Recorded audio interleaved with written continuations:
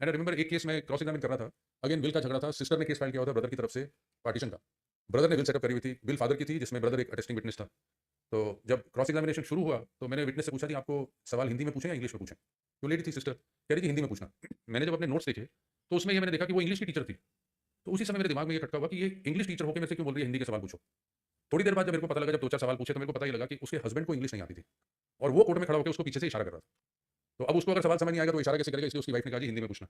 और वकील साहब हमारे एक सीनियर वकील साहब थे, जहाँ सवाल कोई थोड़ा टेढ़ा हो, बिफोर कि सवाल पूरा कंप्लीट हो वो खड़े होकर लड़ना शुरू हो जाए। तो इतनी देर में इशारा हो जाए और केस खत्म, क्रॉस एग्जामिनेशन में गड़बड़। तो जब मैंने 4-5 बारी 6 बारी ये देखा तो आधा पौना घंटे बाद विटनेस को सिंपल सवाल, आप क्या करते हैं, कहाँ पढ़ते हैं, क्या करते हैं, तो विटनेस को लगा वकील साहब को तो कुछ आता ही नहीं है।